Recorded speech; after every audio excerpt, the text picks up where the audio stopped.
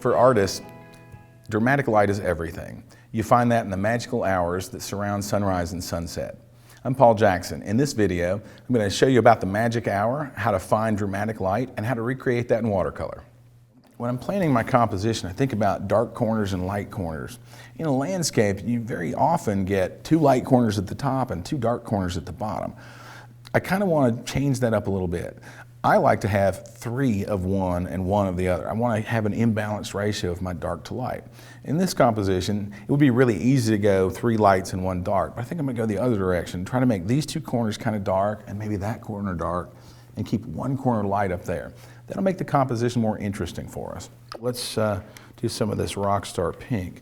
Now this pink is very, very vibrant, so you're going to want to be a little careful with not using too much of it. Just spot it in there in a few places. Get it really, really thin. You can always add more paint. Taking it away is quite a bit more difficult.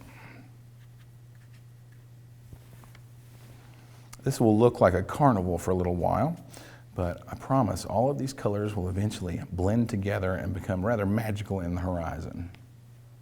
Once you have this entirely wet and evened out, so everything is puddle free and quite level with every other area, you can start dropping that color back in again, and all these newly masked areas will resist it and save some of that color from the last pass. So now that that's all evenly wet, let's bring some other color in. I'm going to use the Sienna Fire. Sienna Fire is going to help give me some orange in my landscape and really warm some of this up. It's going to do beautiful things with the yellows and the pinks. It is not going to do beautiful things with the blues. We'll leave it out of the blue area.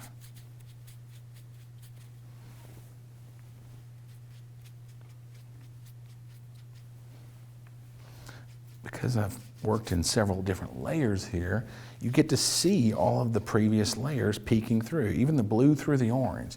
The thing I'm worried about here is just balancing water and making sure I don't create any ugly watermarks or edges where I don't want them at the last minute.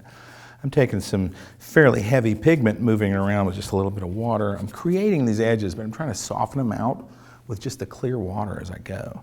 I don't want to have to wet this entire thing again because it takes too long to dry, and it's really not necessary at this point. But you do have to kind of feather these edges out with a clean brush.